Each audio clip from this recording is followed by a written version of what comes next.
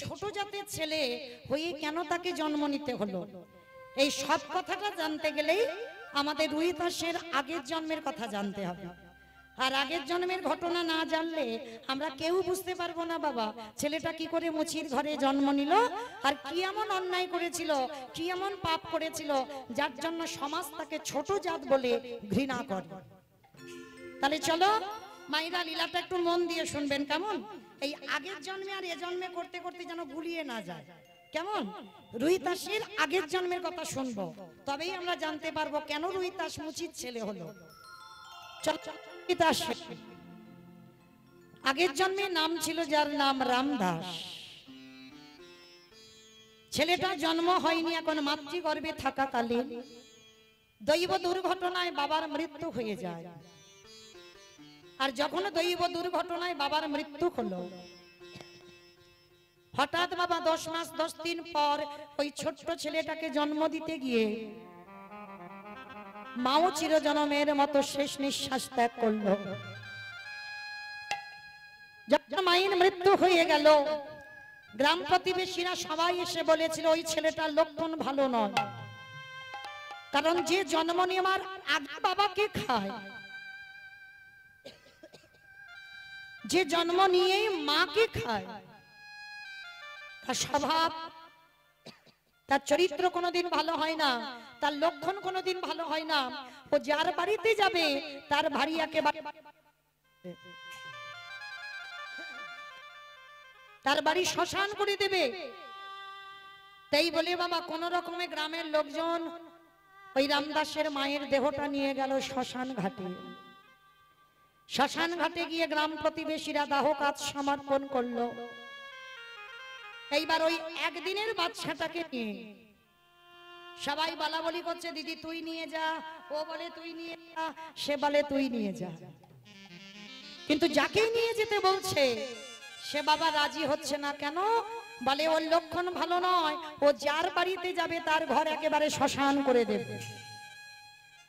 কেউ ছেলেটাকে নিতে চাইছে না।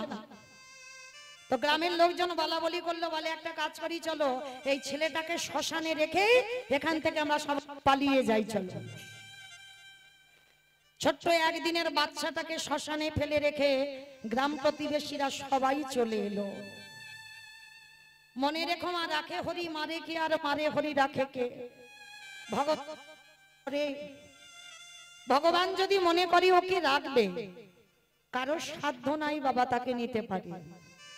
আর ভগবান যদি মনে করি আমি নেব, যত তুমি ঘরে আগলে বসে ধরে কেন, ভগবান কোনো না কোনো ছলে বলে কলে কৌশলে তাকে চিরজনমের মতো ভগবানের করে নেবে। তো ছোট্ট ছেলেটাকে ফেলে রেখে গেল। ভগবান মনে মনে ভাবলো, ভক্ত যে জন্ম নিয়েছে একটু ঘষে মেজে যাচাই করতে হবে না। আজকের ওই 5 বছরের ছেলে, তার একটাই খেলা ছিল বাবা, কোনো কিছু অন্য কিছু খেলা নয়। কোনোদিন বাবা খেলনা নিয়ে খেলে না, কোনোদিন অন্য কিছু বস্তু নিয়ে খেলে না। তার একটাই খেলা, সারাদিন ওই ভগবানের চরণে বসে ভগবানের আরাধনা করা। হঠাৎ দৈব দুর্ঘটনায় ভগবান মনে মনে ভাবলো ওকে একটু যাচাই করে দেখতে হবে। 5 বছরের ছেলে যখন, ওই রামদাসের বয়স 5 বছর হলো, হঠাৎ দৈব দুর্ঘটনায় যে বুড়িমা মানুষ করলো সেই বুড়িমারও মৃত্যু হয়ে গেল। কেমন ভাগ্য দেখো, জন্মের আগে বাবা চলে গেল, জন্ম নিয়েই মা হারালো। আর যে বুড়িমা মানুষ করলো সেই বুড়িমাও 5 বছর বয়সে রেখে ছেলেটাকে চলে গেল। রামদাস একা হয়ে গেল। যার বাড়িতে খিদের জন্য দুটো খেতে চায় সে দূর করে তাড়িয়ে দেয়, বলে ওঠে দূর হয়ে যা। বাবাকে খেলি, মাকে খেলি, যে মা মানুষ করলো তাকেও পর্যন্ত খেলি, আবার আমাদের বাড়িতে এসেছিস তুই খাবি বলে দূর করে তাড়িয়ে দিচ্ছে। ছোট্ট রামদাস গাছের তলায় বসে বসে কাঁদে আর বলে, দয়াময়, ছোট্টবেলা থেকেই আমি ভালোবাসতাম, ছোট্টবেলা থেকে ভগবানের আরাধনা করলাম, আমার ধ্যান জ্ঞান সর্বস্ব ভগবানের চরণে দিলাম, কিন্তু এর জন্য তো আমি দায়ী নয়। আমার বাবাকে কেড়ে নিলে, আমার মাকে কেড়ে নিলে, যে বুড়ি মা মানুষ করলো তাকে পর্যন্ত কেড়ে নিলে, যার বাড়িতে খেতে যাই সে আমায় দূর দূর করে তাড়িয়ে দেয়, বলতে পারো আমি কোথায় যাব? ওগো দয়ামা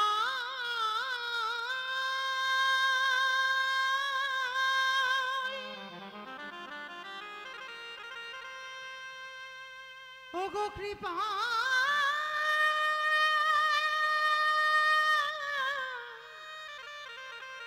কৃপা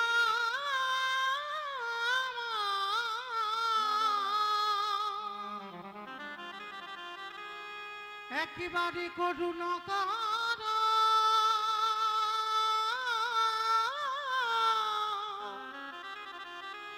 ওগো কৃপা কৃপা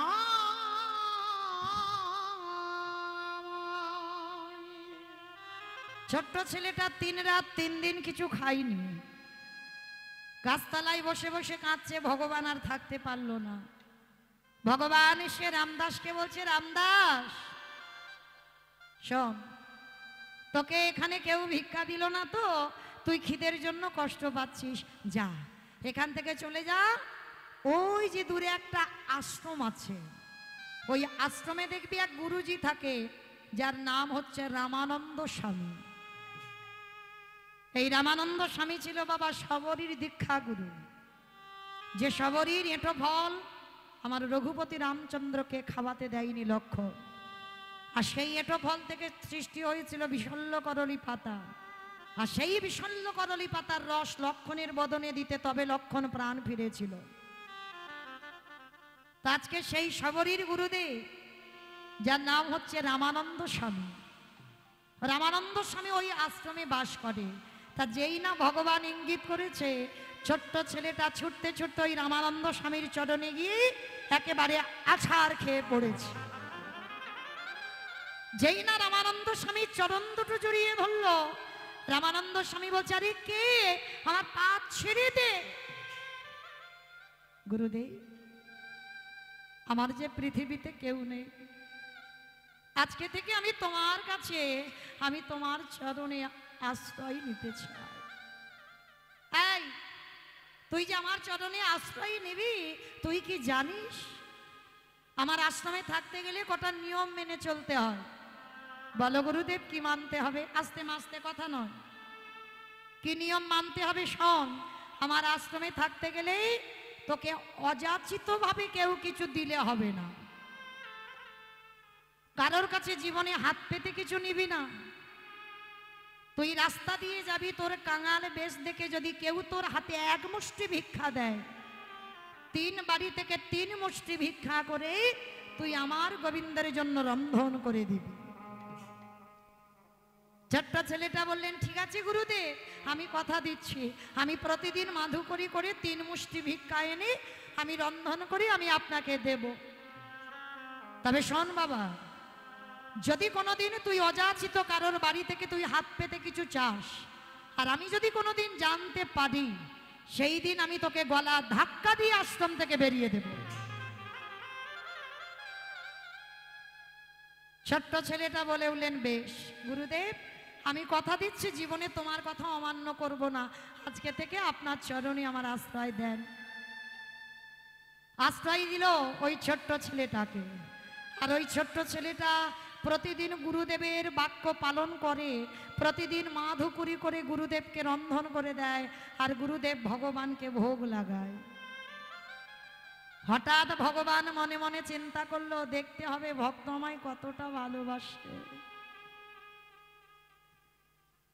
এ জীবনে প্রত্যেকের ভালোবাসা তো স্বার্থ, স্বার্থের বাইরে তোমায় কেউ কোনোদিন ভালোবাসবে না। স্বার্থের বাইরে ভালো একজনই বাসে, যেটা হলো তোমার বিশ্বের স্রষ্টা মালিক ভগবান। তো আজকের ভগবান কি করেছে জানো? পরীক্ষা নেবার জন্য হঠাৎ পবনদেবকে ডাক দিয়েছে। পবন দে, বরুণ দে, ইন্দ্র দে, তোমরা এমন করে ঝড় বৃষ্টি তোলো যে ঝড় বৃষ্টিতে যেন ওই ছেলে আর ঘরে ফিরতে না পারে। তবে দেখো আমার ভক্তের অঙ্গে আঘাত যেন না লাগে। ভগবানের ইঙ্গিত পেয়ে বাবা হঠাৎ পরিষ্কার আকাশ, চারিদিকে মেঘাচ্ছন্ন, চারিদিক ঝড় বৃষ্টি বজ্রপাত, এত ঝড় বৃষ্টি উঠেছে যে ঝড় বৃষ্টিতে বাবা কেউ আর ঘর থেকে বার হতে পারছে না। আর ওই ছোট্ট ছেলেটা মাধুকুরি গেছে বাবা। ও মাইরা বলো তো, ওই ঝড় বৃষ্টির সময় কেউ কি বাইরে বেরোবে? আর কেউ কি ওই ছেলেটাকে দেখতে পেয়ে মুষ্টি ভিক্ষা দেবে? দেবে না তো। তো এত বৃষ্টি হচ্ছে, ছোট্ট ছেলেটা মনে মনে ভাবছে যাই, ওই তো দেখা যাচ্ছে জমিদার বাড়ি, আর ওই জমিদার বাড়িতে গিয়ে আমি কিছু জিনিস অযাচিত ভাবে চেয়ে আনবো। গুরুদেব তো দেখতে পাচ্ছে না, গুরুদেব কি জানবে যে আজকের আমি এই মুষ্টি ভিক্ষার বদলে আমি অযাচিত ভাবে চেয়ে এনেছি? দেখতে তো পাচ্ছে না। তো যেই না বলা বাবা, ছোট্ট ছেলেটা সেই জমিদার মার কাছে গিয়ে যেই না আঁচল পেতেছে, জমিদার মা ওই ছোট্ট কাঙাল ছেলেটাকে দেখে চাল ডাল আলু সবজি যা যা লাগে একেবারে পুরলিতে বেঁধে ছেলেটাকে দিয়ে দিয়েছে। আর ছেলেটা আশ্রমে গিয়ে মা নিজের হাতে রন্ধন করে গুরুদেবকে দিয়েছে। প্রতিদিন গুরুদেব ভোগ লাগায়। মায়েরা, আপনারাও তো ভোগ লাগান, আপনারাও তো ভগবানকে খেতে দেন। কোনদিন আসন পেতে বসে দেখেছেন ভগবান আসনে বসে খাচ্ছে প্রসাদ? সে সৌভাগ্য আপনাদের আমাদের হয়নি। জানি না গো কবে হবে। কিন্তু এই রামানন্দ স্বামী এমন একজন যোগী পুরুষ, এমন সাধনা, ভগবানকে আসন পেতে ভোগ লাগায়, নিজে ধ্যানাযোগে বসে দেখে ভগবান বসে বসে সেবা করছে। কিন্তু আজকের যে প্রসাদীটা দিয়েছে মা, সে প্রসাদীতে ভগবান সেবা পাচ্ছে না। রামানন্দ মনে মনে ভাবলে কি, তবে কি আমার এই প্রসাদে কোনো ত্রুটি হলো? সঙ্গে সঙ্গে প্রসাদটা বাদ দিয়ে নতুন করে ডালা সাজিয়ে নিবেদন করেছে। ভগবান আসনে বসছে না।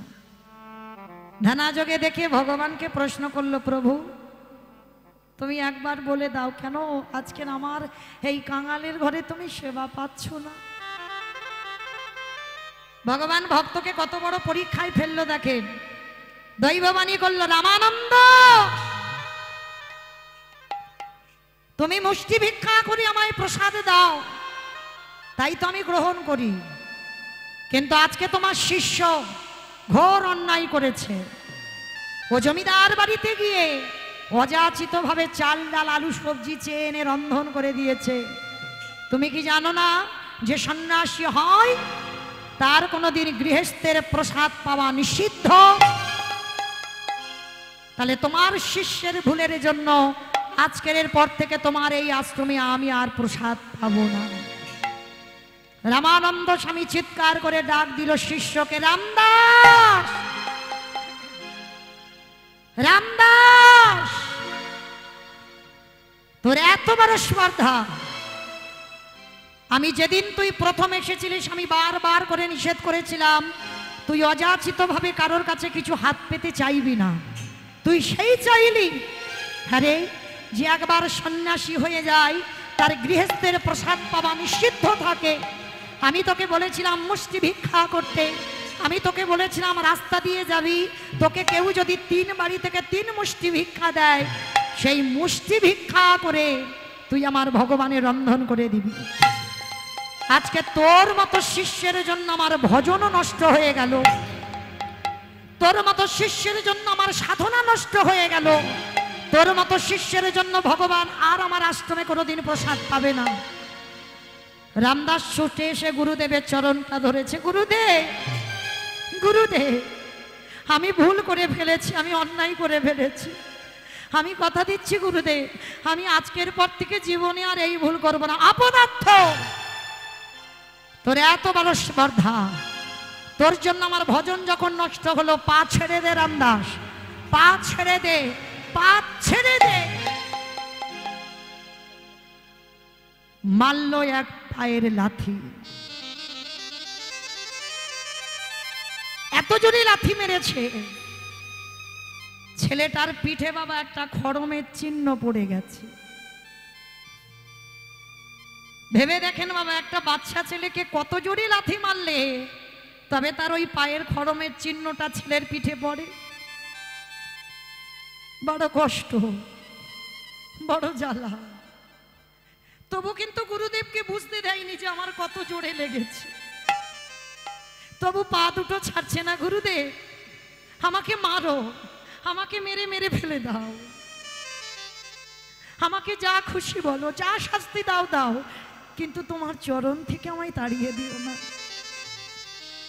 আমি শুনেছি এ জীবনে যদি গুরু চরণ ভজন করা না যায়, কোনোদিন আমার গোবিন্দ চরণ মেলে না।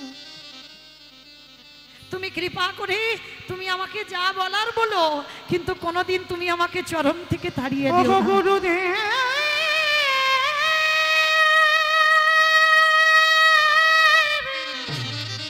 তবে রে, এত করে বলছি তবু যাবি না? তোমার ওই চরণে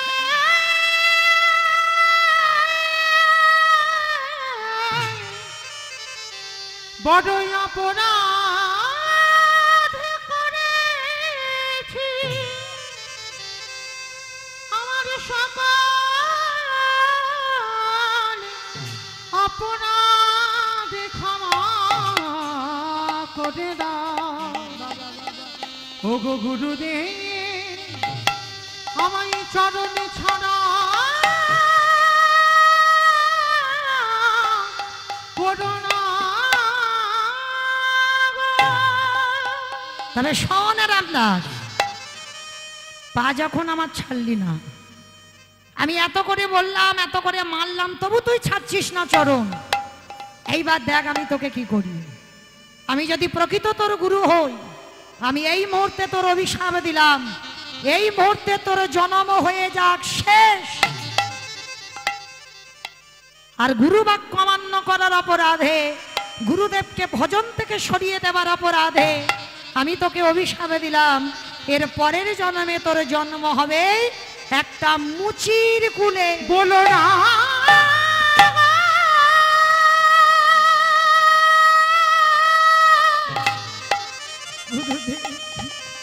তুমি এমন করে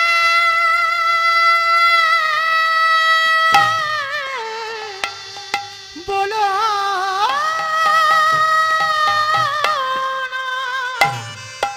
আমি সহিতে পারিব না। ও গো গুরুদেব চরণে ছাড়া করোনা। যা তুই মুচির কুলে চলে যা। ছোট্ট ছেলেটা কেঁদে উঠল, গুরুদেব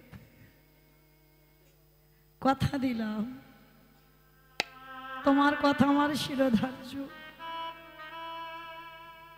আমি রাম জানি না, নারায়ণ জানি না, কৃষ্ণ জানি না।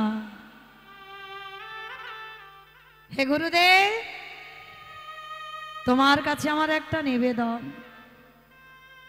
আমার যে কুলেই তুমি জন্ম দাও না কেন, আমি উচ্চ কুলে যাই আর নিজ কুলে যাই,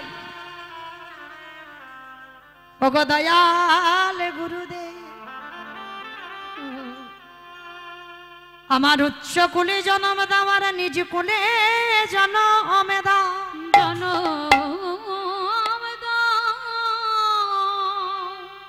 তোমার চরণে আমার নিবেদন। আমি রাম জানি না, নারায়ণ জানি না, কৃষ্ণ জানি না, হে দয়াময়,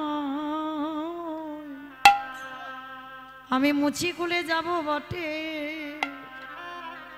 কিন্তু জানোই আমি রামানন্দ, রামানন্দ বলিতে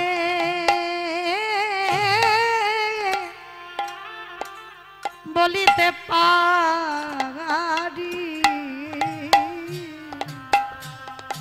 ওগো যে কুলি জানা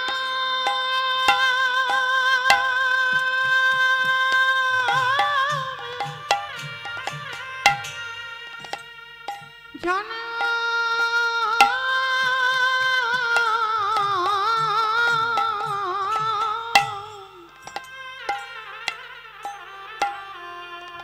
আমারই যে গুলি জানা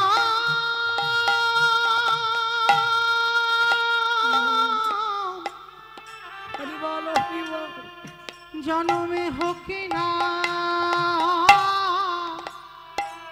কেন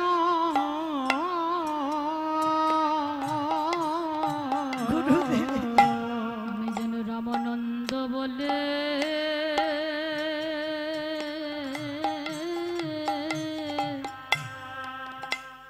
বলে ডাকিতে পারি। যখনই ওই ছোট্ট ছেলেটা কাঁদছে আরে কি গুরুদেব থাকিতে পারে গুরুদেবী ওই ছোট্ট বালককে বুকে ধরে ছোট্ট বালককে বুকে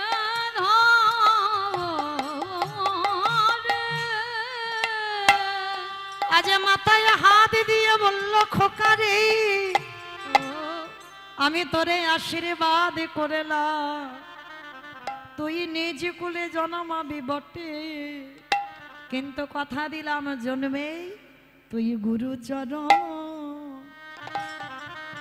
চরণে আশ্রয় পাবি তোর নিচে কুলে নিতাই গৌর হরি বল হরি বল হরি বল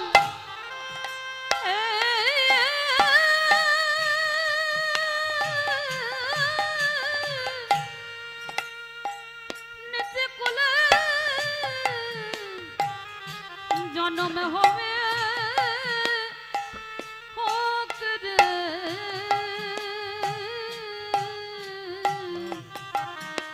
তুই জন্মে গুরু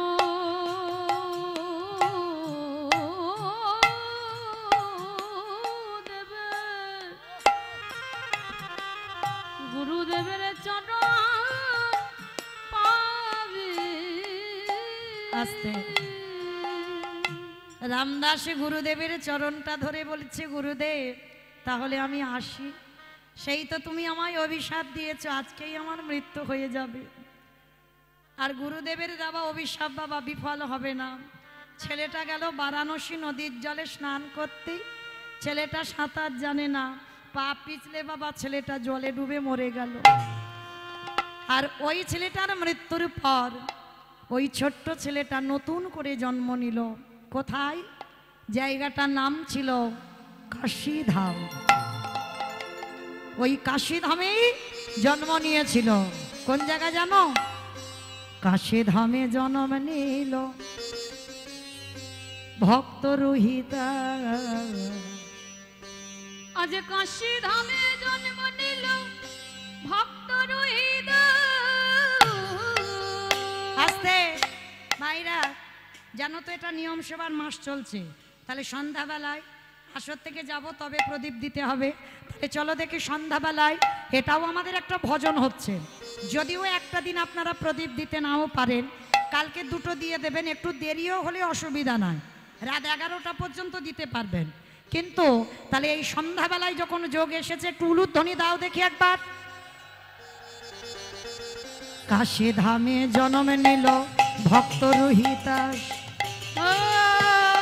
কাশী ধামে জন্ম নিল ভক্ত রোহিত ওই কাশী ধামে জন্ম নিল ভক্ত রুইদা আজ কাশী ধামে জন্ম নিল ভক্ত রোহিত উলুধ্বনি হরিধ্বনি আজ কলিল সবই করে না দিগো উলুধ্বনি হরিধ্বনি দেখো ভরিল ভুবন ভরিল ভুবন ঢাক বাজে ঢোলক বাজে মাদলে দিদল ঢাক বাজে ঢোলক বাজে মাদলে দিব ওই ঢাকে বাজে ঢোলকে বাজে মাদলেরই রোলে গো, ঢাকে বাজে ঢোলক বাজে মাদলের রোল। আটি উলুধ্বনি হরিধ্বনি, নিতাই গৌর প্রেমানন্দে হরি বল। আরে বলে হরি বল, বলে হরি বল। আস্তে আমাইরা, তাহলে ওই ছেলেটার পরবর্তীতে জন্ম হলো কোথায়? রাঘব রুইতাসের ঘরে। ছেলের নাম দিয়েছিল কি জানো?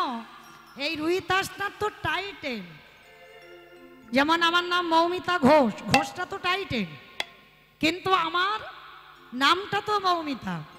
এই রুইতাসের নাম তো ছিল, রুইতাসের নাম কি ছিল জানো? বাল্মীকি রুইতাস। কিন্তু কেউ বাবা বাল্মীকিটা বলে না, সবাই রুইতাস রুইতাস বলে, কিন্তু ওর নামটা হচ্ছে বাল্মীকি আর টাইটেলটা হচ্ছে রুইতাস। তো রাঘব রুইতাসের ঘরে জন্ম নিল। আর ছেলেটার যখন জন্ম হলো, জন্মাবার পর হয়ে গেল জাতিস্বর। ওমা, কারা কারা জাতিস্বর এখানে আছেন? একটু উলুধ্বনি দাও তো দেখি।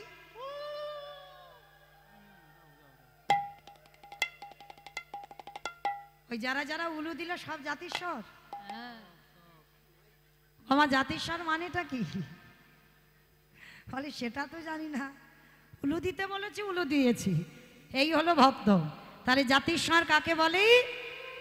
না ওই যে আগের জন্মে কি ছিলাম, কোথায় ছিলাম, বাড়ি কোথায় ছিল, স্বামী কে ছিল, ছেলে পুলে কটা ছিল, যদি কেউ জানতে পেরে যাও তাহলে তুমি হবে জাতিস্বর।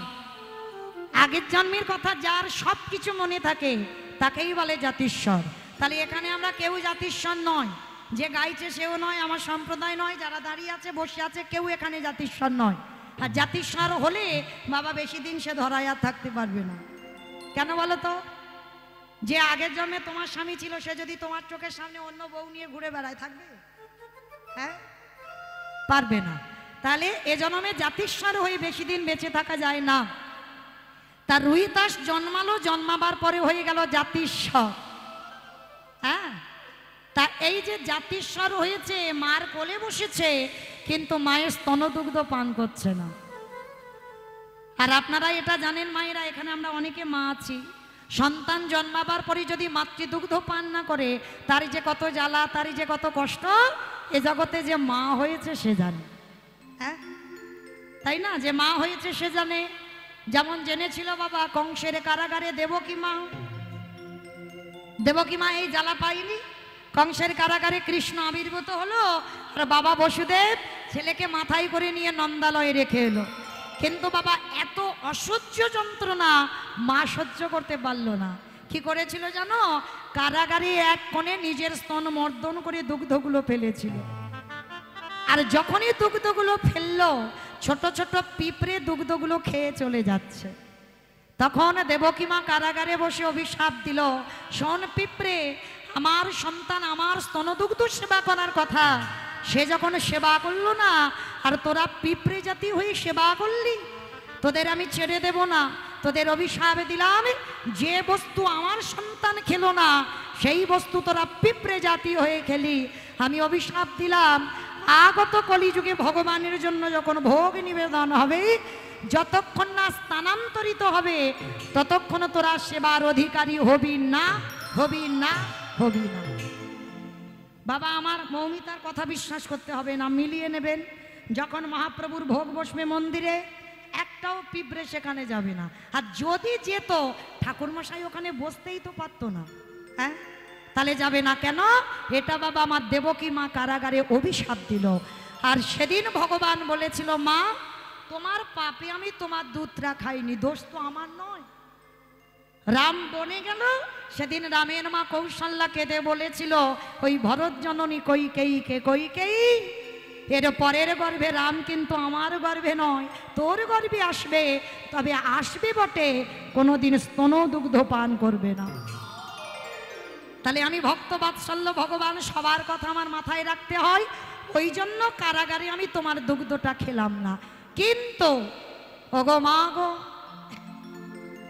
আমার সেবার বস্তু যখন মাটিতে ফেলে দিলে, আমি কথা দিলাম মা, আগত কলিযুগে সোনা নয়, রূপ নয়, তামা নয়, স্টিল নয়, শাল পাতা নয়, আমার খাবার বস্তু যখন মাটিতে দিলে, আমি কথা দিলাম আগত কলিযুগে ওই মাটির পাত্রে সেবা করিব। নিতাই গৌর হরি বল হরি বল।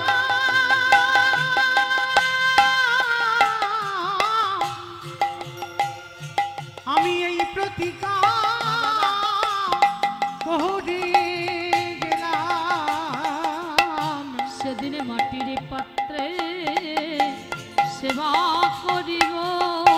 আস্তে তাহলে বাবা বোঝা গেল সেদিনে দেবকী মা যে যন্ত্রণা পেয়েছে, আজকে রুই তাসের মা সেই জ্বালা পাচ্ছে।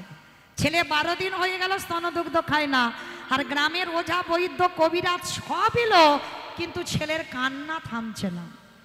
এমন সময় কতকগুলো মেয়ে এসে বলছে, ও দিদি একটা কাজ কর না, পাশে একটা গ্রাম আছে, ওইখানে রামানন্দ স্বামীর আশ্রম।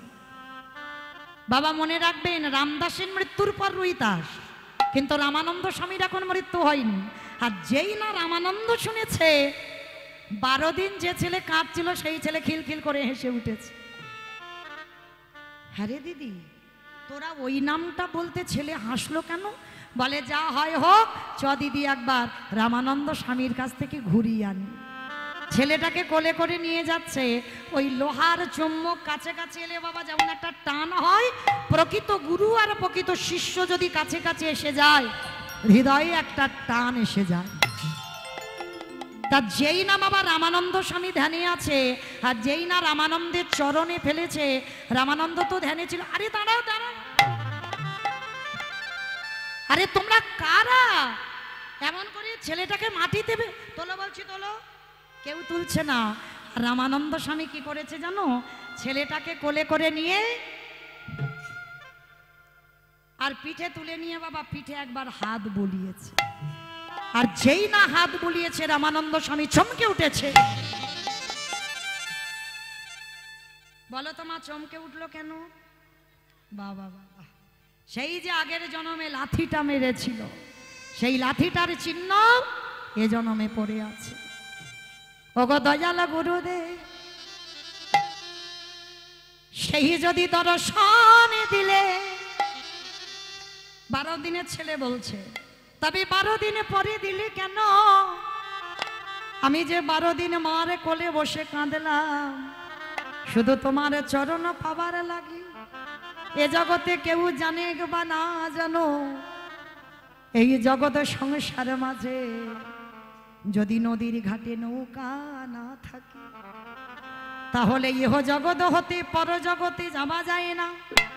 নদীর এ ঘাটে থেকে ও ঘাটে যাওয়া যায় না, যাওয়া যায় না। তাহলে উত্তর দাও, নদীর এ ঘাট থেকে ও ঘাটে যাওয়া যাবে না গুরুচরণ ছাড়া। তাহলে সেই যখন দেখা দিলে এত দেরি করে কেন? এবার গুরুদেব বুঝতে পেরেছে, এই তো সেই আমার রামদাস। ছেলেটা 12 দিনের ছেলে, আশীর্বাদ দিল, এক মুখে অভিশাপ আর এক মুখে আশীর্বাদ দিল। খোকা, এই জগতে যত কৃষ্ণ প্রেম, যত কৃষ্ণ ভক্তি, তোর মধ্যে উদয় হোক, উদয় হোক, উদয় হোক। ও মায়েরা, ছেলের তো কৃষ্ণ দীক্ষা দিল, কিন্তু এইবার একটা কথা বলি, আমার তো আর বেশিক্ষণ টাইম নেই, যাবার বাঁশি বাজবো বাজবো ভাব, তাহলে চলে যাব একটু পরে। কিন্তু একটা নিবেদন, এতক্ষণ কীর্তন হলো কিন্তু এখনো একবারও অ্যাডভার্টাইজ হয়নি। সিরিয়াল টিরিয়াল দেখো, আধ ঘন্টা হয়, 15 মিনিট কিন্তু অ্যাড দেখতে হয়, ইচ্ছা না থাকলেও দেখতে হবে। তাই আপনাদের চরণে আমার এই অধম কীর্তনিয়ার একটা নিবেদন, 10 মিনিট একটু সময় দেন। কারণ আমার দাদা ভাইরা আপনারা জানেন, আমি করব। ও বাবা, ও আমি ঘরের লোক, হরি বল। মানে আমি ডায়মন্ড হারবার থেকে এখানে ভিক্ষা করতে আসিনি বলে এখন আমার থালাটা তুলে দিল যে এখন করতে হবে। তো যাই হোক, আমার ভক্তচরণে একটা নিবেদন। আমি প্রথমেই বলেছি আমি এখানে কীর্তনিয়া নয় বাবা, কেউ যেন আমাকে মনে করবেন না আমি কীর্তনিয়া। আমার এই দাদা ভাইদের সঙ্গে আমিও একজন সদস্য। তো যাই হোক, আপনাদের মতো ভক্ত চরণে আমার দাদা ভাইরা যাচ্ছেন, আমার দিদি ভাইরা যাচ্ছেন। আর আমি মৌমিতা কোনোদিন তো ভিক্ষার আঁচল নিয়ে দাঁড়াইনি করিমপুরে, তবে আজকের আমি প্রথম আপনাদের চরণে দাঁড়িয়েছি। তো আপনাদের মতো দাদা ভাই, বাবা ঠাকুর ভাইরা, দিদি ভাইরা, বোনেরা, বৌদিরা, যারা যারা আছেন, যার যেমন সামর্থ্য, যার যেমন ক্ষমতা, যদি কেউ পারেন বাবা একটু বেশি কিছু, কারণ যারা অল্প কিছু দেবেন তাদের জন্য আমার এই দাদা ভাইরা, দিদি ভাইরা যাচ্ছেন। আর যদি বেশি কিছু পারেন, মানে 500, 1000, 2000 এরকম, যদি একজন ভক্ত হরিব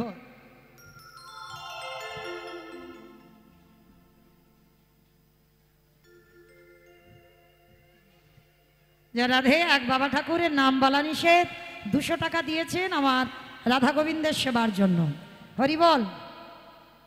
তো বাবা 200 টাকা হলো, তো এখানে আমার অনেক দাদা ভাইরা, ভাইয়েরা দাঁড়িয়ে আছেন, বাবারা আছেন। আমার বিশ্বাস আমি করিমপুরে তো কোনোদিন ভিক্ষা করিনি, আজকের প্রথম করছি। তো যদি কেউ আমায় ভালোবাসেন, আমাকে নয় আমার রাধারানীকে যদি কেউ ভালোবাসেন, যদি কেউ পারেন অন্তত 500 টাকা আমার গোবিন্দ সেবার জন্য কেউ আসুক, একটু ভিক্ষার ঝোলাতে আমায় দিয়ে যাক। একজন ভক্ত কেউ তো আগে আসুক আমার গোবিন্দ সেবার জন্য, কারণ আমরা পেটে খাবার জন্য করছি না বাবা। এই এতদিনের হরিবাসর, আর এতদিনের হরিবাসর চালাতে গেলে একটু অর্থের দরকার হয়। এই প্যান্ডেল, মাইক, জেনেটার আমাদের মতো কীর্তনিয়াদের আনতে অনেক খরচ লাগে। তো ভিক্ষা ছাড়া তো কীর্তন হয় না। তো তার জন্য আপনাদের চরণে আমার বিনীত নিবেদন, যার যেমন সামর্থ্য আছে, যার যেমন ক্ষমতা আছে। আমার এক দাদা ভাই 50 টাকা দিয়ে গেলেন গোবিন্দ সেবার জন্য, আর এক দাদা ভাই 100 টাকা দিয়েছেন আমার গোবিন্দ সেবার জন্য। আমায়রা দেখো 50 হয়ে গেল, 100 হয়ে গেল, 200 হয়ে গেল, আর 500 হবে না একটা? এত ভক্তরা আছে, কৃপা করে কেউ একজন দিতে পারবেন না? হরি বল, একজন অন্তত আগে আসেন আমার এই ভিক্ষার আঁচলে। এ বাবা তো আপনারা চেনেন, সব আসরে যায়, মানে কাছের মানুষ। মনে রাখতে হবে শুধু রক্তের সম্পর্ক থাকলে সম্পর্ক নয়। যদি কেউ মনে করে রক্তের সম্পর্ক বড় না, এই মানুষদের সঙ্গে আমি একেবারে এমনভাবে জড়িয়ে আছি, সব জায়গা দেখা হয়। 100 টাকা বাবা দিলেন, নাম বলা নিষেধ, 100 টাকা দিলেন, কি নাম, নাম বলা নিষেধ। 221 টাকা এক দিদি ভাই দিলেন আমার গোবিন্দ সেবার জন্য। ও মা, এরা সব 100 200 হবে, 500 একটা হবে না? কি নাম দাদা ভাই? প্রেম কুমার ঘোষ। বাহ, জয় রাধে। ওই জন্য আমার রাধারানীর সঙ্গে এত প্রেম। তো যাই হোক, প্রেম কুমার ঘোষ তিনি 500 টাকা আমার গোবিন্দ সেবার জন্য দিয়েছে। প্রেম সে বলো নিতাই গৌর প্রেমানন্দে। আর এক মা 100 টাকা দিয়েছেন গোবিন্দ সেবার জন্য। আমায়রা তাহলে সব হয়ে গেল, আর 1000 টাকা হবে না? কি নাম দাদা ভাই? ভুবাই, ভুবাই বিশ্বাস 500 টাকা দিয়েছেন আমার গোবিন্দ সেবার জন্য। আমার রাধারানীর কাছে প্রার্থনা করব আমার রাধারানী যেন ভক্তের মনোবাসনা পূর্ণ করে দেন। নিতাই গৌর প্রেমানন্দে।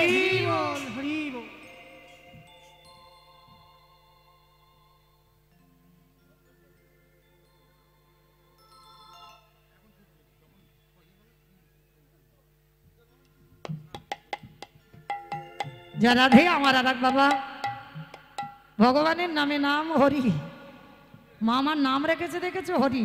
যাই হোক 100 টাকা দিয়েছেন গোবিন্দ সেবার জন্য। অমাইরা তাহলে 500 250 100 150 200 সব হলো, 1000 একটা হবে না?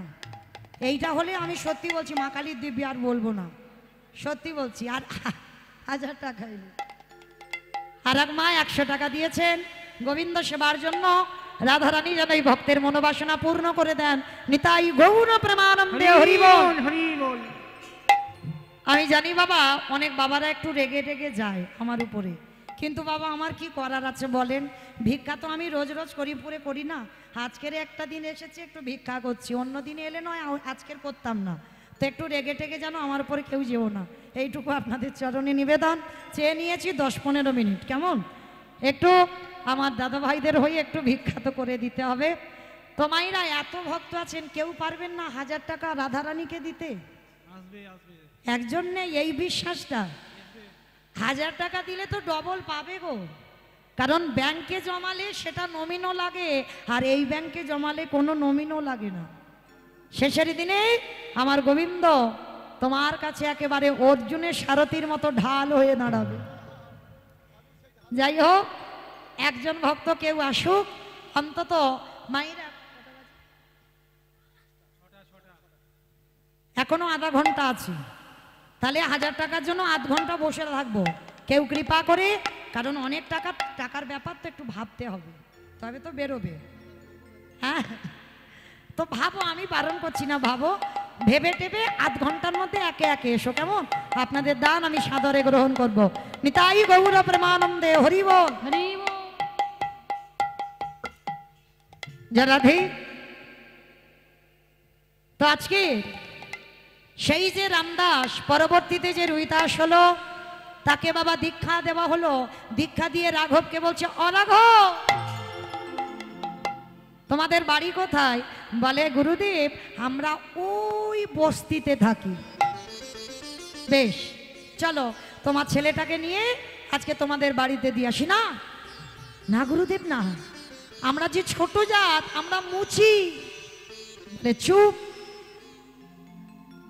মুচি হয়ে শুচি হয়ে যদি কৃষ্ণ ভজে, যদি কৃষ্ণ ভজে, আজ শুচি হয়ে মুচি হয়, যদি কৃষ্ণ তেজে। তাহলে এই জগৎ সংসারে ভগবানের কাছে কোনো জাত বিচার হয় না।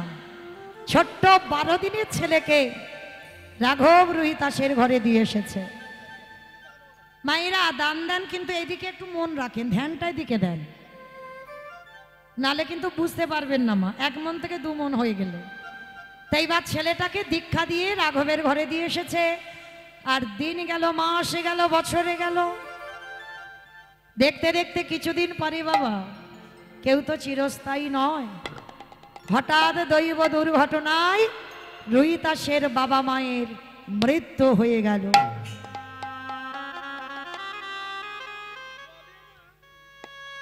যেই না রুহিতাসের বাবা মার মৃত্যু হয়ে গেল, রুহিতাস দিনে দিনে বড় হয়েছে।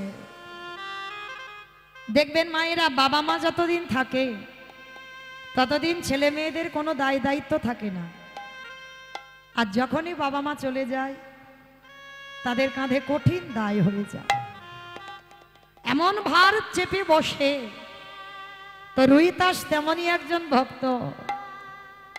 আজকের এত কঠিন পরীক্ষার মুখে দাঁড়াতে হলো, বাবা মা চলে গেল, আর এই রুহিতাস শুরু করলো ভজন সাধন। আজকের গ্রাম প্রতিবেশীরা সবাই রুহিতাসকে বলছে, রুহিতাস, এই পৃথিবীতে তো কেউ চিরস্থায়ী নয় রে বাবা, কেউ চিরস্থায়ী নয়।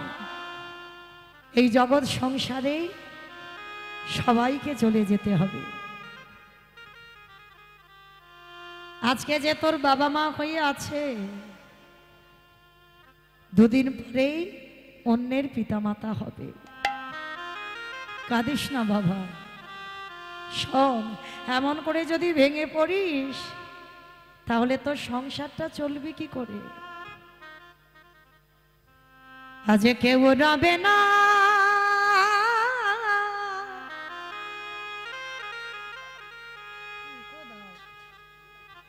এ জগতে কেউ রবে না ভবে।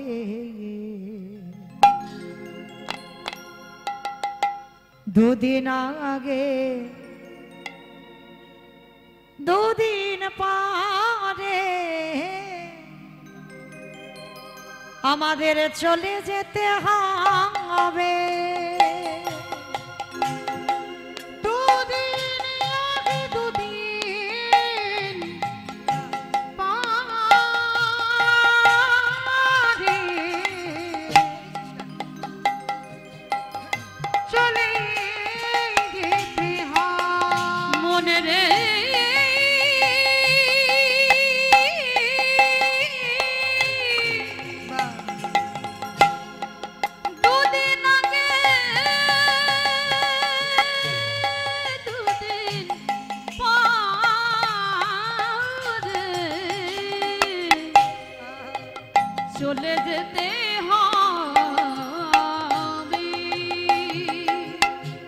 যতই করো বাহাদুরি, কেউ থাকবে না মা পৃথিবীতে। যতই করো ছলে চাতুরি, মন যতই করো বাহাদুরি,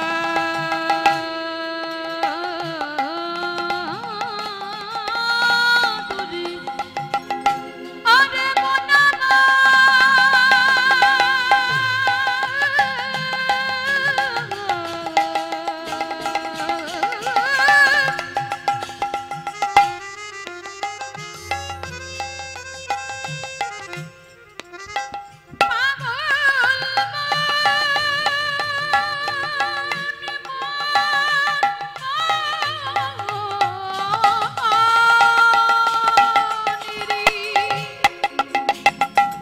রোহিতা কাঁদিস না।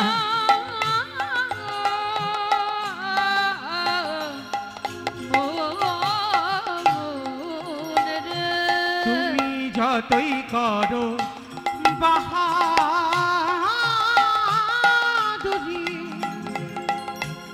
যতই করো ছলে চাতুরি, আসবে সমন নিয়ে যাবে, তোরে আসবে সময় নিয়ে যাবে, শূন্য খাঁচা পড়ে রবে। হরি বল, নিতাই গৌর প্রেমানন্দে হরি বল, হরি বল, হরি বল। ওরে দুদিন আগে দুদিন পরে চলে যেতে হয়, দুদিন আগে দুদিন পরে চলে যেতে হবে, দুদিন আগে দুদিন পরে চলে যেতে হবে। আস্তে। রোহিতা সে জীবনে মা যেন অন্ধকার ঘনিয়ে এলো, আর এমন অন্ধকার ঘনিয়ে এসেছে গো, বাবা মার মৃত্যুর পর ছেলেটার দিন চালাবার মতো একটা ব্যবসা শুরু করেছে। কিসের ব্যবসা জানো? জুতোর ব্যবসা। তবে বাবা আপনাদের আমাদের মতো ব্যবসায়ী নয় যে কতটা লাভ করা যায়। রোহিতাসের ব্যবসাটা কেমন জানো? প্রতিদিন 2 জোড়া করে জুতো বানায়, 2 জোড়া জুতো, 1 জোড়া জুতো বিক্রি করে সংসার চালায়, আর 1 জোড়া জুতো প্রতিদিন ফ্রিতে দিয়ে দেয়, প্রতিদিন বিনা পয়সায়, কিন্তু 1 জোড়া জুতো বিক্রি করে সংসার চালায়। আর দেখবেন বাবা যারা জুতো সেলাই করে রাস্তার ধারে বসে থাকে না, আর যারা জুতো সেলাই করে তাদের কাছে দেখবেন একটা বাক্স আছে, তাতে চামড়া সুতো সব রেখে দেওয়া হয়। আর ওই রুহিতাস কি করে জানো? গুরুদেব আশীর্বাদ দিয়েছে না, কৃষ্ণ ভক্তি জগতে যত তোর মধ্যে উদয় হোক, একটা শালগ্রাম শিলা ওর ভিতরে করে নিয়ে যায়। যেখানে জুতোর ওই ফোঁড় থাকে, যেখানে সুতো থাকে, যেখানে চামড়া থাকে, সেইখানে করে শালগ্রাম শিলাটাকেও নিয়ে যায়। একদিন আমার ভগবান বলছে, রুহিতাস আমার যে বড় কষ্ট হয়, ওই যে চামড়ার গন্ধ ওই বাক্সের ভিতরে করে আমার নিয়ে যাস, আমার বড় কষ্ট হয়, তুই পারিস না আমার জন্য একটা মন্দির করে দিতে? বাবা এই কথাটা জমিদার লালাকে বলেছিল ভগবান। যখন জমিদার লালা কান্দির কাছে ছিল, কান্দির জমিদারিতে ছিল, তখন বলেনি। যখন সবকিছু ত্যাগ করে বৃন্দাবন যাত্রা করেছিল, রাস্তায় যে লালা পা বালিশ না হলে ঘুম হতো না, মাথার বালিশ না হলে ঘুম হতো না। জমিদার তো সোনার পালঙ্কে থাকার মানুষ। হঠাৎ করেই বাবুজি বেলা যায় বাসনায় আগুন দাও, এই কথাই যখন লালার চৈতন্য হয়ে গেল, সব ছেড়ে তো হঠাৎ চলে গেল। তো জমিদারি স্বভাবটা কি অত সোজা বদলানো যায়? কি গো, হঠাৎ যদি কেউ বাবা মাছ মাংস খুব করে খায়, হঠাৎ সে নিরামিষ সেবা করতে পারবে? পারবে তখনই যদি গুরু কৃপা হয়। হঠাৎই কোনো জিনিস সোজা নয়। তো লালাবাবু তো হঠাৎ চলে গেল সব ছেড়ে, পা বালিশ না হলে ঘুমতো না। তো এই বৃন্দাবনের পথে যেতে যেতে রাতের অন্ধকারে ওই ইট দিয়ে মাথার বালিশ করেছে আর একটা পাথর পায়ে দিয়ে ঘুমাচ্ছে। কে যেন রাতের অন্ধকারে লালাকে বলেছিল, লালা এখনো তো জমিদারি গেল না, সব তো ছেড়ে দিয়ে চলে এসেছিস রে, এখনো জমিদারি গেল না। লালা তুই পারিস আমার একটা মন্দির বানিয়ে দিতে? লালা ঘুমের ঘরে স্বপ্নে বলেছিল, দয়াময় তুমি যে মন্দির বানাতে বলছো, মন্দির বানাতে গেলে ইট বালি সিমেন্ট রড এগুলো লাগবে, বলতে পারো একদিন আমি জমিদার লালা ছিলাম, কিন্তু আজ যে আমি পথের ভিখারি লালা, আমার কাছে তো কিছু নেই গো দয়াময়। ভগবান তখন হেসে বলেছিল, মূর্খ ছেলে, আমি কি তোকে ইট বালি সিমেন্টের মন্দিরের কথা বলেছি নাকি? লালা আমি ওই মন্দিরে থাকি না রে বাবা, আমি থাকি ভক্তের হৃদয় মন্দিরে। দিবি বাবা তোর এই হৃদয় মন্দিরে আমার একটু জায়গা করে। সেদিনই লালা বুঝতে পেরেছিল, আজকেরও রুইতাসকে ভগবান বলছে, তুই যে চামড়ার বাক্সে করে আনিস, ওই যে চামড়ার গন্ধ ওই যে ফোড়ের মধ্যে আমায় রাখিস, আমার বড় কষ্ট হয়, দে না রে বাবা আমার একটা মন্দির করে। রুইতাস বলেছিল, আমার কাছে পয়সা নেই। পয়সা লাগবে না, আমি যে মন্দিরে থাকি সে মন্দিরে পয়সা লাগে না, সেই মন্দিরে একটু প্রেম ভালোবাসা দিলেই হয়ে যায়। একটু তোর হৃদয় মন্দিরে আমায় জায়গা করে হরিবোল হরিবোল। সেই রুইতাস প্রতিদিন ওই এক জোড়া জুতো রাস্তায় বসে থাকে, যতক্ষণ না একজন ভক্ত দেখতে পায়, যতক্ষণ না ওই একটা ফ্রিতে দেবে ততক্ষণ আসে না। তা একটা পথিক যেতে যেতে একদিন প্রশ্ন করেছিল, রুইতাস আচ্ছা তুমি তো রোজ দুজোড়া করে জুতো বানাও, এক জোড়া জুতো বৈষ্ণব সেবায় দাও আর এক জোড়া জুতো বিক্রি করে সংসার চালাও। আচ্ছা রুইতাস, যেদিন ধরো তোমার এক জোড়া জুতো বিক্রি হলো না, সেদিন তোমার সংসার চলে কি করে? তুমি কি উপবাসে কাটাও? বলে না গো না, উপসে কাটাবো কেন, আমি কি করি জানো? শোনো বাবু তোমাকে বলি, যেদিন আমার ইহ জগতের আহারে কিছু জোটে না, আমার ঘরে আছে জলধর মূর্তি, তারে চরণ তলে বসে আমারে ভক্তি চন্দন নয়নের জল দিয়ে চন্দন খানা বাটি, আমার মন তুলসী ভক্তি চন্দন নয়নের জলে তারে চরণে দিগে। যেদিন জগতে কিছু জোটে না খাবার, সেদিন আমি কি খাই জানো? আমার ওই জলধরের সামনে বসে হরি নামামৃত রস,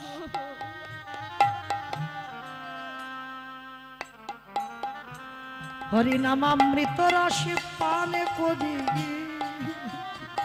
আমার নবজল নিতাই গৌর প্রেমানন্দে হরি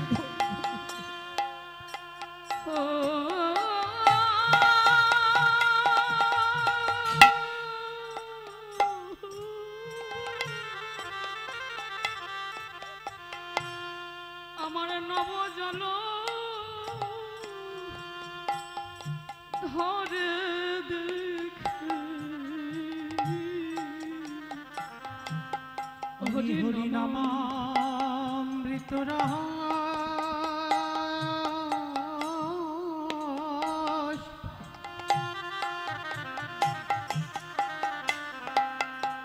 হরি নামামৃত রসে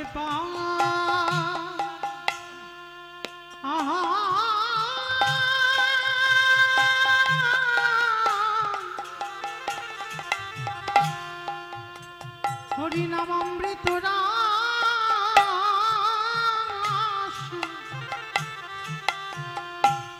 পান করে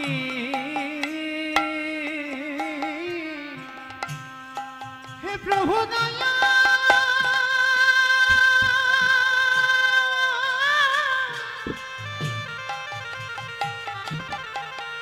নিতাই গৌর প্রেমানন্দে হরি বল হরি বল হরি বল।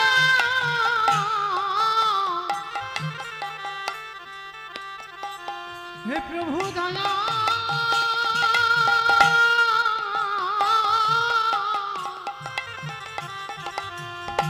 দয়া কর গুণী ওগো দয়াময়, এ জগতে আমি ভালো মন্দ খেতে চাই না।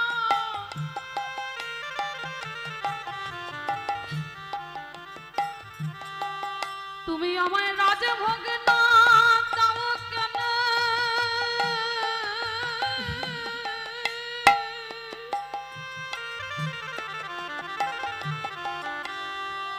শুধু তোমার চরণে আমার এই নিবেদন।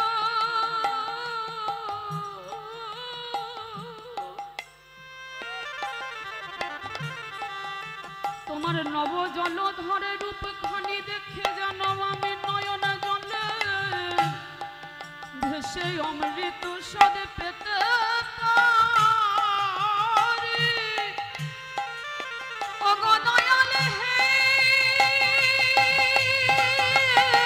নিতাই গৌর প্রেমানন্দে হরি বল। আমার এই পৃথিবীতে আর জন্ম না দাও কেন?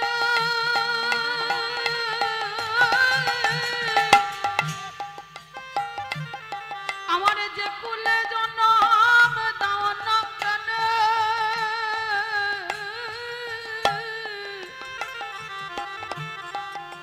আমি আগে ভাগে তোমার চরণে জনাই রাখলো। ওগো দয়াল হে,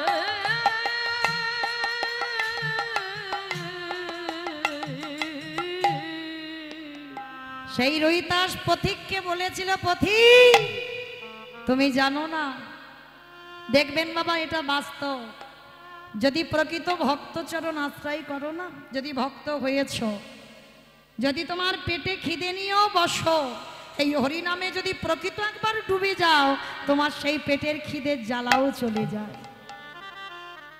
তার রহিতাস ছিল তেমনই একজন ভক্ত, ওই হরির নামামৃত রস পান করে সারা দিনটা কাটিয়ে দিত। তো জানো রহিতাস তো মুচির ছেলে, সবাই রহিতাসকে ঘৃণার চোখে দেখত, ছোট জাত তো, আবার জুতোর সেলাই করে।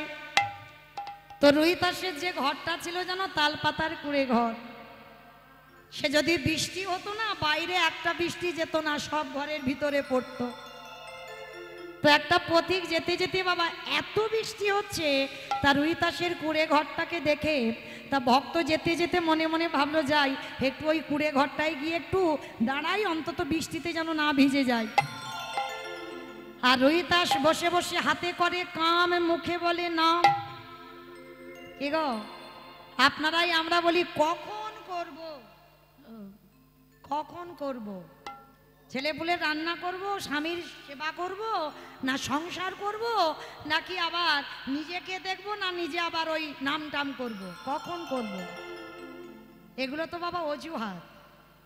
ভগবান তোমার হাতটা দিয়েছে কাম করবার জন্য, কাজের জন্য, আর বদনটা কি কাজ করবার জন্য দিয়েছে? ভজনটা দিয়েছে কেন? কৃষ্ণ নাম বলবার জন্য। রহিতাস জগৎকে শিখিয়েছে হাতে করো কাম, মুখে বলো নাম, সারাদিন কাজ করো আপত্তি নেই, কিন্তু নাম যেন বন্ধ না হয়। এইবার রুইতা সারাদিন নাম করে, ও জপের মালা নেয় না তো কি হয়েছে, সারাদিন ওই জুতো তৈরি করে আর সারাদিন কৃষ্ণ নাম। তো একটা পথিক যেতে যেতে ভাবলো এত বৃষ্টি হচ্ছে একটু দাঁড়াই দেখি। তা দেখে না রুইতাসের ঘরের ভিতরে গিয়ে দাঁড়িয়েছে, রুইতাস এক কোণে জুতো সেলাই করছে। তাই এমন বৃষ্টি হচ্ছে সে পথিক ঘরের ভিতরে দাঁড়িয়ে দাঁড়িয়ে সব ভিজে যাচ্ছে। আর রুইতাস জুতো সেলাই করছে, রুইতাসের গায়ে এক ফোঁটাও জল পড়ছে না। ওমা, এটা কি ব্যাপার, আমি দাঁড়িয়ে দাঁড়িয়ে ভিজে যাচ্ছি ওর ঘরে, আর ওর ঘরে ও বসে জুতো সেলাই করছে, একটুও জল পড়ছে না, এটা কি করে হয়? তা পথিক রেগে গিয়ে জিজ্ঞাসা করছে, অমুচি কেমন সম্মান দেখো। এইটা মনুষ্য জীবনে খুব দরকার বাবা। অনেক অনেক ব্যক্তিরা আছে দেখবেন যাদের মনুষ্যত্ব জ্ঞান আছে, ছোট হলেও তাকে তুমি বলে সম্বোধন করতে হয়, এইটা নিয়ম।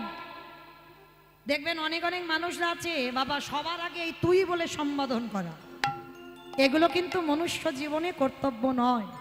মানুষ হতে গেলে সে যত ছোট হোক, বাচ্চা হলেও তাকে তুমি বলে সম্বোধন করতে হবে। কেন?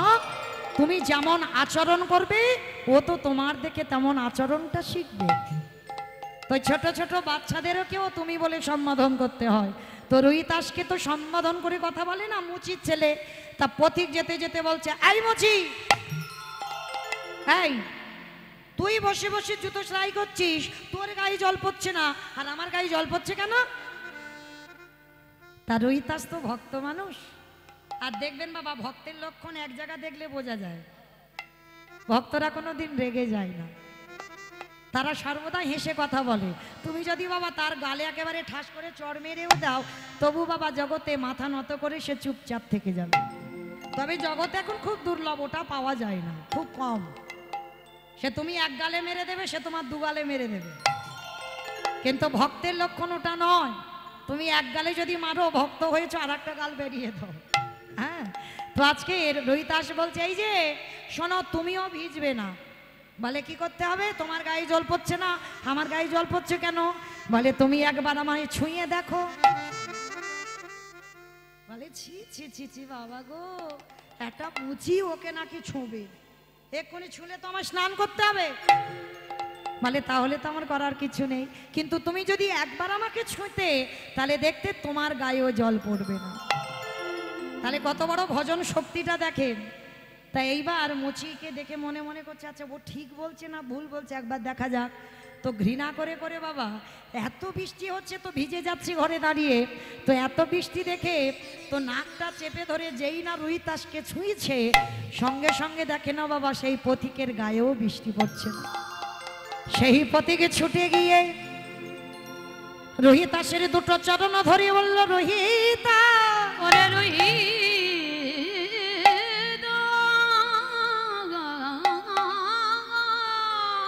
আজ থেকে জেনে গেলাম তুমি মুচি নও, তুমি হলে আমার ভগবানের শ্রীচরণের দাস। তার ওই দাস বলছে, কে বলেছে গো? শুধু আমি নয়, তুমিও তো আমার ভগবানের শ্রীচরণের দাস। এইবার রুইতাসকে সেই পথিক বলছে, আমি ভগবান ভজবো না, আজ থেকে তোমার চরণ আমি ভজন করব। নিতাই গৌর হরি বল। তোমার ভালোবাসে আজ থেকে তোমার চরণ ভজন করব। কারণ ভগবান বলেছে, আমা হতে নাম বড়, নাম হতে ভক্ত বড়, আর ভক্ত হতে ভক্তের পদ ধুলা আরো বড়। তাহলে কি জন্য ভগবানকে ভজবো? আজ থেকে তোমার চরণ ভজবো। সেই দিন থেকে সেই পথিক বাবা মহাভক্তে পরিণত হয়ে গেল। আর রুইতাসের এত ভক্তি, ভগবান চিন্তায় পড়েছে ভক্তকে মুচিকুল থেকে উদ্ধার করব কি করে। চিন্তায় পড়ে বসে বসে ভগবানের চোখে জল, রুইতাসের কথা ভেবে। এমন সময় পঞ্চ পাণ্ডবের মধ্যে যুধিষ্ঠির মহারাজ ছুটে এসেছে। কৃষ্ণ, অকৃষ্ণ, এ কি তোমার চোখে জল, তুমি কাঁদছো? তা ভগবান চোখের জলটা মুছে ফেলে বলছে, কই আমি কাঁদিনি তো, কাঁদবো কেন? বলে না, আমি দেখলাম তুমি কাঁদছো। বলো না প্রভু তুমি কাঁদছো কেন? বলে ওসব কথা বাদ দাও, আমার কাঁদার অনেক কারণ আছে। আচ্ছা যুধিষ্ঠির দাদা, তুমি হঠাৎ কেন আমার এখানে এলে? তা যুধিষ্ঠির মহারাজ প্রশ্ন করছে, আচ্ছা কৃষ্ণ, কুরুক্ষেত্রের মাঠে যুদ্ধ হলো, গুরুজনদের হত্যা করেছি, অস্ত্রগুরু দ্রোণাচার্যকে বধ করেছি, পিতামহ ভীষ্মকে সরসজ্জায় দিয়েছি, কত রথী মহারথীকে মেরেছি, আত্মীয় পরিজনকে মেরেছি, ভাই বোন জামাতা সবাইকে মেরেছি। আচ্ছা কৃষ্ণ, এতে তো পাপ হয়েছে। ভগবান বলে, হ্যাঁ তা একটু হবে না? তুমি গুরুজনদের মারবে আর পাপ হবে না বললে হবে? হয়েছে তো। আচ্ছা কৃষ্ণ, সকল পাপ থেকে আমি এবার মুক্তি পাবো কি করে? তা ভগবান মনে মনে চিন্তা করলো, এই তো সুযোগ, এই সুযোগে আমি বেটা মুচির ছেলেটাকে যাতে তুলবো। এইটাই আমি চিন্তা করছিলাম, কখন এইরকম একটা সুযোগ পাবো। তা ভগবান যুধিষ্ঠির মহারাজকে বলছে, শোনো যুধিষ্ঠির দাদা, পাপ থেকে মুক্তি পেতে গেলে তোমাদের বৈষ্ণব সেবা দিতে হবে। বৈষ্ণব সেবা সে তো একবার দিয়েছিলাম, রাজস্বয় যজ্ঞ করলাম, আবার কি সেবা দেব? বলে শোনো, বৈষ্ণব সেবা দিয়েছ কিন্তু প্রকৃত বৈষ্ণব সেবা হয়নি, সব সাজা হয়ে গেছে। আর প্রকৃত বৈষ্ণব সেবা যখনই দেবে তোমাদের স্বর্গে ঘন্টা বাজবে, আর ঘন্টা বাজলেই বুঝতে পেরে যাবে তোমরা পাপ থেকে মুক্ত। এইবার যুধিষ্ঠির মহারাজ বলছে, কৃষ্ণ তাহলে বলো তোমার বিচারে প্রকৃত বৈষ্ণবটা কে? ভগবান মনে মনে করছে, এই তো সুযোগ, এইবারে আমি বেটার নামটা বলবো, দাঁড়াও। আচ্ছা আমার বিচারে যদি প্রকৃত বৈষ্ণব বলি, তোমরা পারবে নিমন্ত্রণ করতে? হ্যাঁ কেন পারবো না কৃষ্ণ, তোমার কথা কোনোদিন আমরা অবাধ্য হয়েছি নাকি? বলো তোমার বিচারে কে? তা বলে শোনো, আমার বিচারে প্রকৃত বৈষ্ণব যদি খুঁজতে হয় তাহলে যেতে হবে কাশীধাম। কাশীধামে আমার এক পরম ভক্ত বাস করে, পরম বৈষ্ণব বাস করে, যার নাম হলো রুহিদাস। যেই না বলেছি রুহিদাস, পঞ্চ পাণ্ডব 10 পা দূরে সরে গেছে। ছি ছি ছি ছি ছি ছি, বাবা গো কৃষ্ণ, তোমার কি মাথার গন্ডগোল? একটা মুচি সে কিনা বৈষ্ণব? হ্যাঁ অসম্ভব, ওই মুচি টুচিকে নিমন্ত্রণ করতে পারবো না। অত সোজা নয়, আমার আমিত্বটাকে আগে বাবা কন্ট্রোল করতে হবে তো।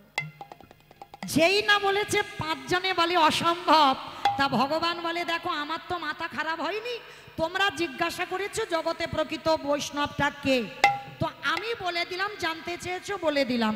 তো এবার নিমন্ত্রণ করবে কি করবে না, পাপী হবে কি হবে না, সেটা তো তোমাদের ব্যক্তিগত ব্যাপার। তবে হ্যাঁ, নিমন্ত্রণ যদি করতে হয় একজনকে যেতে হবে, সে হলো তৃতীয় পাণ্ডব অর্জুন। কেন বাবা অর্জুনকে পাঠাচ্ছে? ওই বেটার বড্ড অহংকার, কারণ ওই বেটা রাতে সারথি না কৃষ্ণ, সবার কাছে গৌরব করে বলে আমার রথে সারথি কৃষ্ণ, কিন্তু মূর্খ জানে না শুধু অর্জুনের রথের নয়, সবার রথে সারথি কৃষ্ণ। কি গো, সবার রথে সারথি নয়?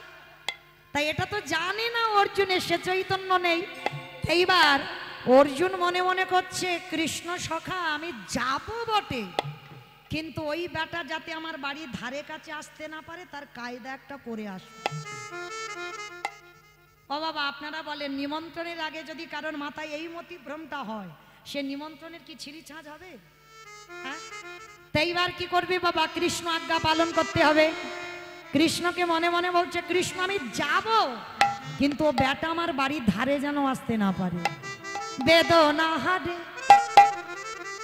জয় শ্রী মুরারে, নম নম প্রভু উলুধ্বনি নমো নমো। বেদনা হারে জয় শ্রী মুরারে, নমো নমো প্রভু নমো নমো, নমো নমো প্রভু নমো নমো। সন্ধ্যা সকালে ডাকি যে তোমারে, সন্ধ্যা সকালে ডাকি হে তোমারে, সন্ধ্যা সকালে ডাকি যে তোমারে, সন্ধ্যা সকালে তাকে তোমারে, অমরিদি মাথারে বেদনা হারে জয় শ্রী মুরারে, নাম নমো প্রভু নাম নমো। কোথা থেকে আসছে বলো তো? পল্লবীর দিক থেকে। ওই দিক থেকে? বাবা গো কি দুর্গা! ওমা তোমরা পাচ্ছ না? পাচ্ছ না? হাই ভগবান, কেউ নাকি পাচ্ছে না। পাচ্ছ না বাবা? আপনারা পাচ্ছেন না? খুব বুদ্ধিমতী বুদ্ধিমান, ওই জন্য তো পাচ্ছে না। আর আমরা পাচ্ছি কেন? কারণ বাবা গন্ধটা তো এখানে নয়, গন্ধটা কাশি ধাম। অর্জুন গেছে বাবা রুইতাসের মুচি পাড়াতে, আর মুচি পাড়াতে যেই না গেছে বাবা গো, যা না গন্ধ বাবা তার দ্বিগুণ গন্ধ আমার কৃষ্ণ কায়দা করে বের করছে। বলে এবার বেটার জব্দ আমি করব। এইবার নাকটা চেপে ধরেছে, আর নাকটা চেপে ধরে কোন রকমে হঠাৎ দেখে একটা পাতার কুড়ে ঘর। রুইতাস, রুইতাস বাড়িতে আছো? বাবা পাতার দরজাটা খুলে দেখে না সম্মুখে অর্জুন দাঁড়িয়ে। অর্জুনকে দেখে বলছে, পার্থ আজ আমার কি সৌভাগ্য, আমার এই পাতার কুড়ে ঘরে তোমার মতো ভক্তের আগমন। এসো এসো তাড়াতাড়ি আমার ঘর। এই যে আমার নিমন্ত্রণের এবার ছিঁড়িটা সে দেখে নাও। শোনো, তোমার সাহস কি করে হলো আমি যাব একটা মুচির ঘরের ভিতরে? আমার ইচ্ছা নয়, আমি এসেছি আমার কৃষ্ণের ইচ্ছা। শুনলাম তুমি নাকি নতুন করে আজকাল বৈষ্ণব হয়েছ, তো ওই জন্য আমার তো বলার ইচ্ছা ছিল না, আমার কৃষ্ণ খালি খালি বললো, এই জন্য তোমায় বলতে এলাম। শোনো, কালকের আমি একটু বৈষ্ণব সেবা দেব, তোমাকে নিমন্ত্রণ করে যাচ্ছি, তুমি যাবে।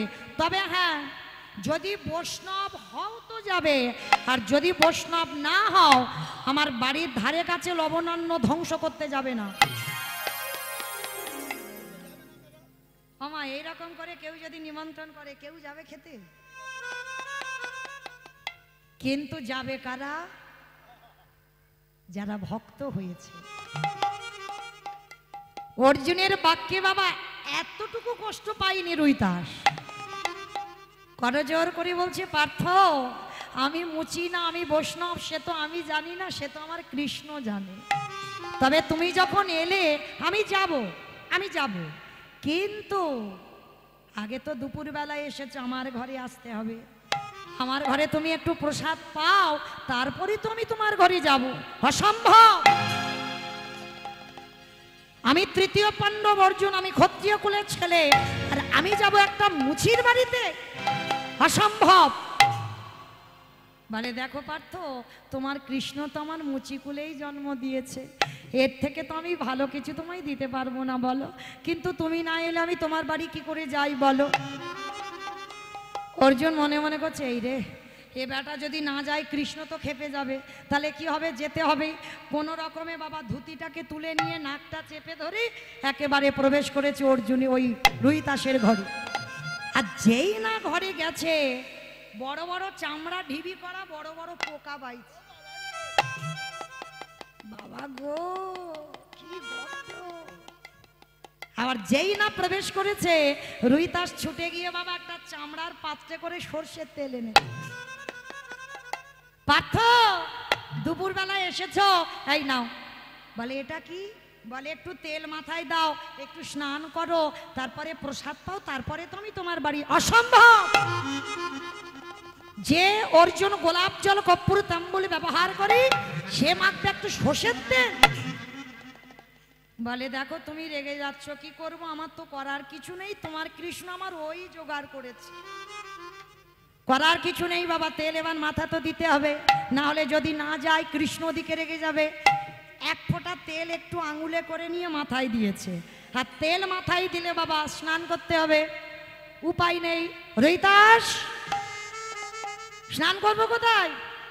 মানে ইচ্ছা তো নয় কথা বলার, ঘৃণা ঘৃণা করে কথা বলছে, কোথায় স্নান করবো? বলে পার্থ ওই যে দূরে দেখা যাচ্ছে একটা কুয়ো আছে, ওই কুয়োর কাছে যাও, ওখানে দেখবে একটা উপরে ঘটি রাখা আছে, জল উপরে, তুমি ঘটি দিয়ে জল কাটিয়ে স্নান করে চলে এসো। ঠিক আছে যাই। ওমা, যে রাস্তা দিয়ে যাচ্ছে চারিদিকে চামড়া ঢিবি করা,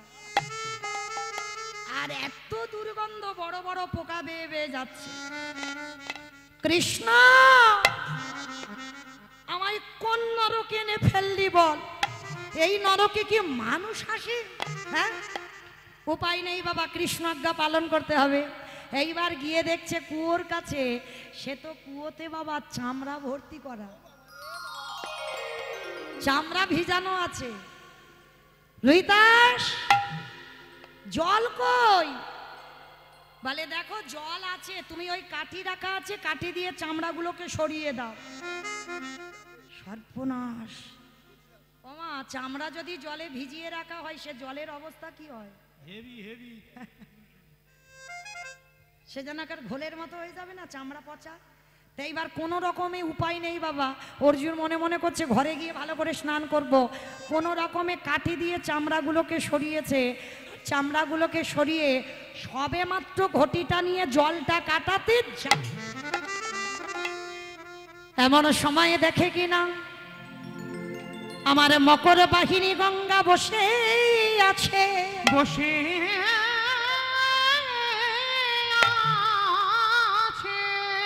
মা তুই চামড়া ভিজানো জলে কেন? আর তোর গায়ে পোকা বাইছে কেন? অর্জুনকে দেখে বাবা মা গঙ্গা কুয়োর নিচে চলে গেছে, আর কুয়োর নিচ থেকে বলে উঠলেন, অপদার্থ, তোর এত বড় স্পর্ধা, তুই কোনোদিন আমাকে ছুঁয়েও দেখবি না। মা, আমি ছুঁয়ে দেখবো না কেন? শোন, তুই হলি পাপী। আমি পাপী? বলে তুই শুধু পাপী নস, তুই হলি মহা মহা মহা পাপী। মা, আমি কি এমন কাজ করলাম যে আমি মহা পাপী? ওরে, তুই আমার দুই দাসের কাছে অপরাধ করেছিস। মা, একটা কথা বলবো? এত খাল বিলি নদী নালার জলে থাকতে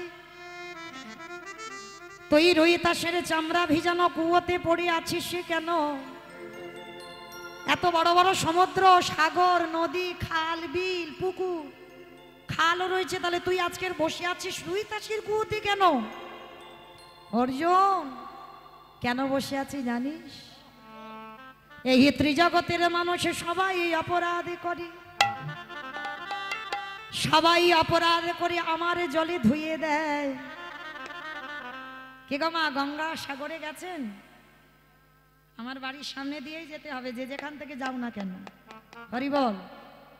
তাহলে বাবা গঙ্গা সাগরে অনেকে যায়, অনেকে জয়দেবের মেলায় যায়, অনেকে কাছাকাছি যদি নদী থাকে, চিন্তা ভাবনা রাখবেন বৎসরে একবার গঙ্গা স্নান করতে হবে। এটা মৌমিতার কথা নয়, মৌমিতা বলছে না, বলছে কে? পতিত পাবনী গঙ্গা। যে অর্জুন, পৃথিবীতে কোটি কোটি লোক সবাই তো আমার জলে ডুব দেয়, আর আমার জলে ডুবে সবার পাপ আমার জলে ধুয়ে দিয়ে আসে। হ্যাঁ রে, আমাকেও তো কোথাও ধুতে হবে। ও মামা, কোটি কোটি মানুষের পাপ তুই একা মাথায় বড়ে বেড়াস, তা একটা কাজ কর, বড় সমুদ্রে তো তুই তো ডুব দিলে ভালো করে ধোয়া যেত। মানে অর্জুন, এই কোটি কোটি মানুষের পাপ সমুদ্রে ধোয়া যায় না। এই রুইতাসের কুয়োতে কেন আছিস জানিস? রুইতাস সারাদিনে চলে যায়, দিনান্তে একবার আমার চরণে বসে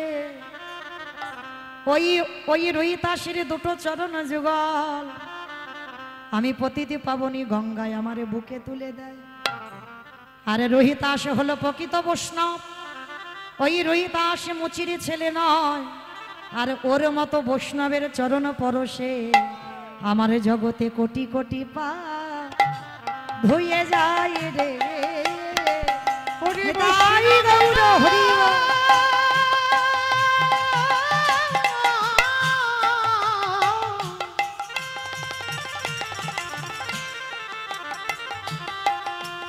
ওই বৈষ্ণবেরা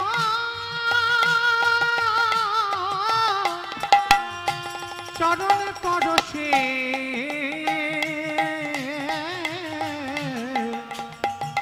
কোটি পা ধুয়ে যায় রে। আস্তে এইবার কি করেছে বাবা, যেই না অর্জুন বলছে মা, ও মা তাহলে তুই আমাকে মহাপাপী বললি, বলে হ্যাঁ মহাপাপী। অর্জুন শুধু তোর সারথি নয়, আমার প্রত্যেকের রথের সারথি তো আমার পিতা। মানে ভগবানের চরণ থেকে গঙ্গার উৎপত্তি, ওই জন্য গঙ্গা ভগবানকে পিতা বলে সম্বোধন করলো। অর্জুন যা, তুই রুহিতাসের চরণ ধরে ক্ষমা চা। এইবার যেই না বাবা রুহিতাসের কাছে গিয়ে বলছে, রুহিতাস আমি বড় মহাপাপী, তুমি আমায় ক্ষমা করে দাও। চুপ, ও কথা বলো না, তুমি মহাপাপী হবে কেন? পাপী তো আমি, ওই জন্য মুচি কোলে আমার জন্ম হয়েছে। রুহিতাস দাও, কি সেবা দেবে বলছিলে? বাবা অনেক কাঙাল তো, একটু ক্ষুদন্ন আর শাক সিদ্ধ জোগাড় করেছে। তা যেই না অর্জুনকে নিবেদন করেছে, অর্জুন বলছে ওভাবে আমি তো সেবা পাবো না। হে বৈষ্ণব গোসাই, তুমি ওই অন্ন আর শাক তুমি নিজে মুখে তুলে প্রসাদী করে দাও, সেই বৈষ্ণবের প্রসাদ আমি সেবা করব। কি বলছো তুমি? তোমার রথে সারথি আমার কৃষ্ণ, আর তুমি কি না আজকের আমার উচ্ছিষ্ট পাবে? বলে হ্যাঁ, আমার পতিত পাবনী গঙ্গা বলছে তুমি নাকি বৈষ্ণব। রুহিতাসের ঘরে প্রসাদ পেল, প্রসাদ পেয়ে বলছে আচ্ছা রুহিতাস তুমি যাবে তো? হ্যাঁ যাব, কালকেই যাব প্রসাদ পেতে। নিমন্ত্রণ করে চলে এলো। আর কাশীধামে অন্যান্য বৈষ্ণবদেরও নিমন্ত্রণ করেছে বাবা, বড় বড় বৈষ্ণব। বাবা বড় বড় বৈষ্ণব মানে বুঝতে পারছেন, মানে বড় বড় গলায় তুলসীর মালা, বড় বড় শিখা আছে, যারা মানুষকে মানুষ বলে গণ্য করে না। যদি ছুতে যাই দাদা দাদা দাদা, এরাই বড় বৈষ্ণব। কিন্তু মহাপ্রভুর এগুলো ছিল না। সবাইকে হৃদয়ে কোল দিয়েছে, সবাইকে প্রেম দিয়েছে, এমনকি মুসলমান জাতিকে ওর হৃদয়ে দিয়েছে। আজকে সেই রুহিদাস নিমন্ত্রণ পেয়ে বাবা গেছে পাণ্ডবদের ঘরে। কাশীধামের বড় বড় বৈষ্ণবরা গেছে, আর বড় বড় বৈষ্ণবরা গিয়ে এক ধারে বসেছে, আর গিয়ে দেখছে একটা মুচি এসেছে। এই তোকে কে বললো আমাদের বৈষ্ণব সমাজে? তোকে কে বললো?